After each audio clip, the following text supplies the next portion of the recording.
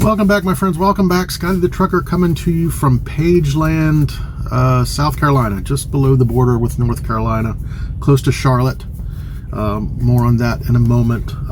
Yeah, I'll address the thumbnail. Absolutely, I have kicked my trainee off the truck twice. Yep.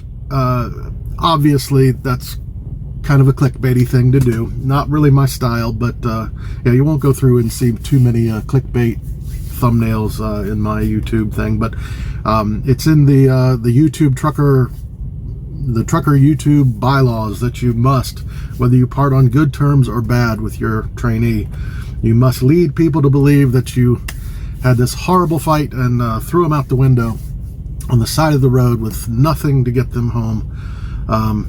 Not the case. Everything's gone very well. Some time has passed. Got some catching up to do with you guys, but I usually like to start with some kind of anecdote. I don't know if it's funny or not, but bathroom things at truck stops, things that you witness, weird stuff, weird scenarios, things like that. I thought I'd talk about that just because went to a truck stop.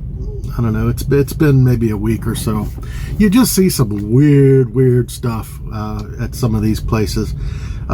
For one, you know, you got people who bathe in the sink at these places, and I guess if you're at a rest area and you've had a rough week and you haven't had a lot of time, yeah, maybe you're not going to catch me lathering up at the sink, although you see that quite a bit. You know, it's not that uncommon to go into a rest stop or a truck stop bathroom and you got someone half naked with soap all over them, you know, washing up from head to toe right in the sink there. To me, that's a little gross, but that's not what I'm talking about now. That's unfortunately more along the normal terms. I was at one a week ago or so. You know, every once in a while you see something like, holy crap, you know. And anyway, I was at, I don't remember what truck stop it was, doesn't matter, but I walked in and, you know, you got a straight visual line right to the back of this bathroom, urinals on the left side, stalls on the right side, and there was a guy at the very end, right out in the middle of the opening, the walk area, and he had no shirt on. He had his pants and underwear down around his ankles. Yep. And he was bending over and he had his underwear, if you want to call it that, he was stretching that up and bending over so that he could smell the inside of the crotch of his underwear. Yes, if you have a faint stomach, you might want to turn away, although it's too late. That's it. It's like, good God, how nasty is that? And the underwear was not normal, and it was kind of your European variety, kind of your, I don't know what you call it, bikini, or maybe banana hammock. Does that give you the visual? It reminds me, if you ever watch Scrubs, the Todd used to wear these very vulgar type of underwear. Anyway, I'm grossing myself out, but yeah, that's what I witnessed going into this truck stop. Another thing I notice at these places, you know, truckers, I think for the most part, feel the time crunch, so they're in a hurry most places, except the stalls at a bathroom. You'll come into a Love's, maybe a sizable one, lots of truck spaces and everything, but the bathrooms will have like 3 stalls for everybody, and you'll come in and they're all taken, and for some reason, I don't know if truckers think that it's some kind of cryo chamber or whatever, but I think they go to sleep in there. You'll go in and all 3 are taken and you hear no work being done behind those doors, just silence, which puts you in the weird position of, what do? You know, you got to wait there in line, which is awkward as hell. You got people coming in, you don't know where to look, you know, you're just standing there waiting for a stall to open up, and you got the people at the urinal looking over their shoulder because it appears like you're creeping on them. It's like, you know, nope, I'm just waiting. You end up kind of checking the architecture, the quality of the tile work that's been done in there, you know. Oh yeah, just awkward, just an awkward wait until someone finally wakes up and decides that they need to get on with their day. So anyway, that's my anecdote for today. Just weird stuff. Yeah, it's not uncommon. You walk into one of these places, and like I said, at the rest area, I guess I understand. You know, it's good to have good hygiene, and if you haven't been able to get to a shower, you know, wash up when and how you can. However, when you see that at a truck stop, I'm like, God, the showers are right around the corner. Why are you gonna lather up head to toe in the bathroom? Anyway, that's just me. All right, on to my clickbaity thumbnail. Yes, I've kicked my trainee off the truck twice. We are done with PSD. He did pass. He got his CDL. Unfortunately, he got it on the second try, and it's fine. All that matters is the CDL. And those of you who've been with me a while know it took me 3 tries. No biggie. Trifecta is always nice, and we were certainly shooting for that. And he was ready for the trifecta. He'll even say it himself. I think it was just a nerves thing. He had a little one of those things where he made a little mistake at the beginning of a section. He was doing his air brakes and forgot to fill his air, you know, push in the buttons at the very beginning, which threw off the whole thing. And anyway, whatever. He was ready the first day, but the nerves got to him, as it does with many of us. It's a high pressure situation. Now, I had a wedding to get to. We've been planning this and we were going to try to time this right, but I had to be home for my nephew's wedding by a certain date. And if all had gone well and the trifecta happened, I would have, you know, he would have passed, and I would have jumped in the truck and had a load heading home. Unfortunately, he didn't pass the first one, and I had to leave. So he worked it out. He talked to the training department and worked it out so that he could just take the test again with me absent in a couple days after. I was worried that he'd have to wait on me for 4 or 5 days. Probably with the trip back, it would have been almost like a week. So anyway, he was able to do it in my absence, and the second time passed it with flying colors. He got perfect score on his backing, which I was very proud of. Proud of him, proud of myself as a new trainer, that we could get him through with 0 points on the backing. So yeah, so he got his CDL, and we are now into TNT. We haven't really hit our groove yet. Again, I had my time off. I picked him up, you know, because after he gets his CDL, he goes home and transfers it over to his state.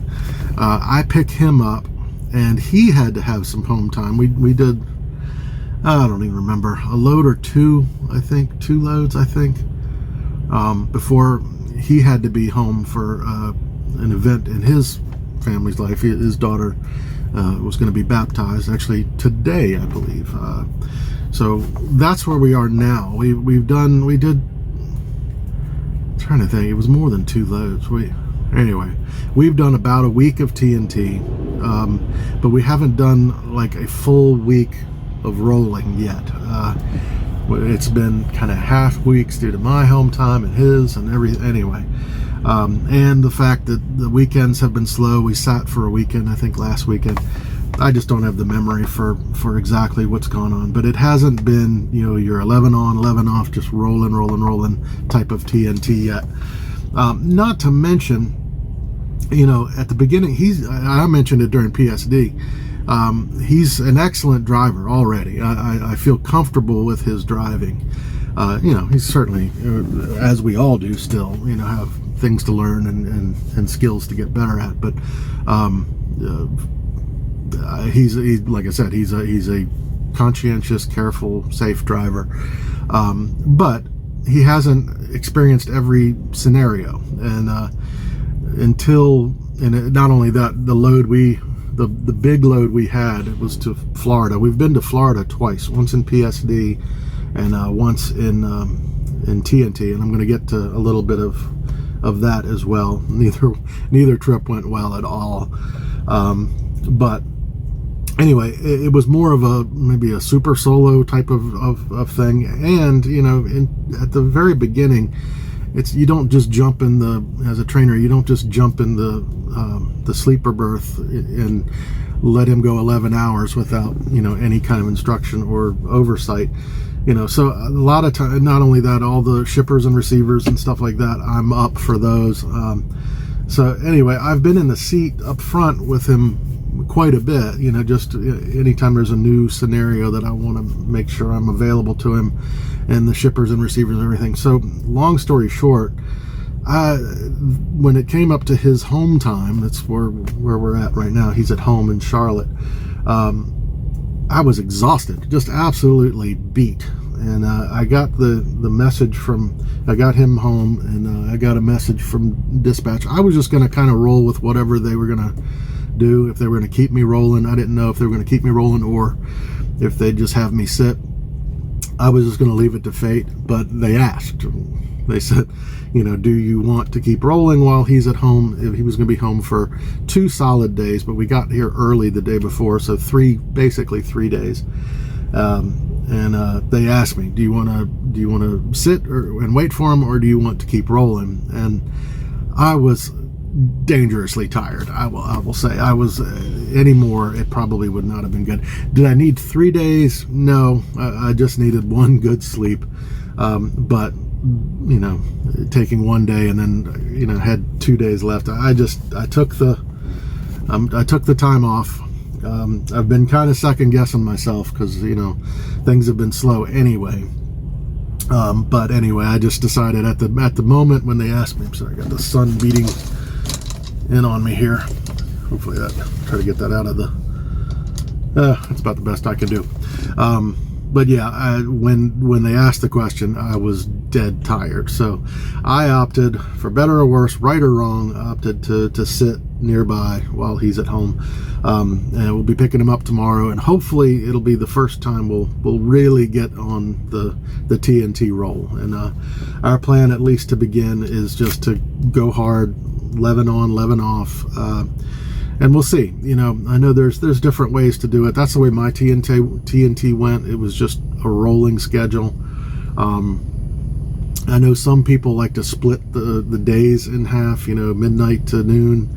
That just seems like it probably gets complicated after a while, because nothing ever works exactly like that, especially at the beginning, like I said, when you're kind of up and down out of the bunk to help out until he's, truly ready to kind of take some of this stuff on solo. So anyway, for now, we're just gonna roll hard, 11 on, 11 off, and I'm really looking forward to getting into that groove, because this has been, I guess, a little more relaxed, but that also brings with it some stresses and just, I don't know, it just doesn't feel like we've hit a TNT groove yet, and that's what I'm looking for. But yeah, as far as the trips, and again, y'all know my memory, I'd have to look it up, all the stuff we've done, but we've basically done 2 pretty major trips to Florida, both to the same area. I hope this isn't annoying to y'all, but the sun's gone back. So anyway, 2 trips to Florida, both of them with claims, overages. The first one, and I might have had this on the last video, so I'll keep that one brief. First one was a meat load, and the overage was significant. I think I did talk about this on the last one, but anyway, it was so expensive that they wanted to find another buyer, which they did. So nerve-wracking as the overage was, it was fairly short-lived. We sat on the side of the road for 2 or 3 hours while they figured out what to do with it, and they called us back and said, we've got another buyer nearby that will buy the pallet. And we did that. Worked out okay. That was PSD. The second one, this one we just came off of a few days ago. Both of these were in South Florida. The first one, I think it was Cocoa Beach. I think this one had 3 stops right down the eastern coast. Palm Beach, another one near Fort Lauderdale, and the last one in Miami. That trip was going actually pretty darn well. Yeah, right in the middle of it. The second one took 8 hours to unload, which made us 3 hours late to our 90. And the 90 was not a 24/7 facility. They had just basically closed when we got there. So they said, you're going to have to come back tomorrow. Anyway, we did. And I want to talk about where we stayed at the very end here. So stay tuned. Awesome. My favorite rest area in the country by far. But I'm going to talk about that at the end. Anyway, we came back the following morning and unloaded, and of course there was an overage on that one. Not a full pallet, but I think it was, I want to say 11 boxes. And this time the product that was left, what was it? It was Tyson breaded chicken. And I kind of got, I was not excited for the overage, because that's always a pain in the neck to get rid of, dispose of, if that's what they tell you to do. Especially if you're not someone who if you're someone that has a problem with littering and being an honest person, that kind of thing. Some truckers just pull over the side of the road, dump it in the ditch and move on. I have a hard time with that. So overages that they tell you just dispose of can be a lot more trouble than it sounds like. But anyway, so I was nervous about this one. It was a significant overage. I was excited to see that it was, it was kind of like chicken fingers, that kind of thing. However, upon closer inspection, it was all raw chicken. It was uncooked chicken, breaded chicken that you would deep fry. I don't have a deep fryer on the truck. You would have to absolutely murder these things in the microwave for it to get to the point where I would feel it was safe to eat. So we weren't able to keep any on the truck and eat.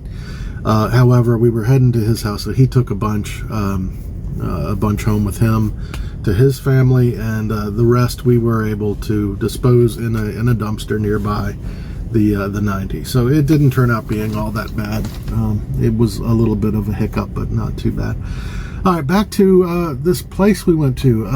I didn't recognize. I've been to this place definitely the 2 times with him, and then I think maybe 1 time before solo, and it took me a while before I recognized it. I recognized this place as a place that I went to during my PSD with Eric Odom. Those of you that watch his channel, it's a drive line. He was my PSD instructor, and we had a Florida load out of Springfield, basically the same run that I just did twice with my trainee. And we had stayed at this rest area, and I'm going to put pictures of like the map where this is, and a bunch of pictures of the place itself. Really cool. As far as convenience, it's probably not the most convenient as far as miles to the locations. Like I said, this last one we had 3 kind of going down the coast, and this rest area is kind of central Florida. You go west from that area, Fort Lauderdale, Miami, on 75 right into the middle of the Everglades, and there's this rest stop, enormous rest stop. And again, I'm going to be putting pictures here. One, I know I've got the map where you kind of see it's within striking distance of all these locations. Fort Lauderdale, Miami, Palm Beach, which were the 3, and I think I circled them. The 3 deliveries that we had on this last one. I think it ended up being about an hour drive to Palm Beach from this place. So like I said, not the most convenient. However, I am so thankful it's there, because if y'all have delivered to this area or know this area at all, there is well, there's no free parking, virtually none. There's 3 pilots in that area, and I've visited all 3 either for a washout or for fuel, and they are your major cluster Fs, if you know what I mean. Very few parking spaces. I've never seen one empty, day or night, coming through there. Small, hard to navigate, just nightmare little tiny pilots in a populated area. So nightmare parking there. Now, the state of Florida has, I think these are state run, but there's, I don't know, 4 or 5 enormous truck parking lots that are pay. I think they're both long-term and overnight, short-term. But the ones I looked at were super expensive, and there was no guarantee that there was any facilities. If they had bathrooms, I could see in a pinch forking over, you know, I think the cheapest one I saw, I think, was $40. Those of you that have utilized these parking lots, let me know if they're not the nightmare that it appeared to be. They look like nightmares as far as no facilities and expensive. And anyway, I was trying to avoid those. Maybe that's the right way to go next time. But this place, this truck stop right in the middle of the Everglades, it has loads of truck parking in different areas. There's the main truck stop, the main rest area, but before and after, both ways. And that's one of the beauties of this place, is it's not like only northbound or only southbound. You can go it has roads going across the 75 interstate, so you can, like I said, you can navigate, you can turn around there, go the opposite direction, whatever. But there's truck parking before, after, and right in the middle where the main facility is. Now, this facility, it has a lot of really cool stuff to see. There's this observation deck, although I've never caught it while that's open, but they have and I'm putting pictures. There's I don't know what you call it, kind of a low-lying water area where you can see some baby alligators. I got pictures of those. Just a really nice, well-kept facility.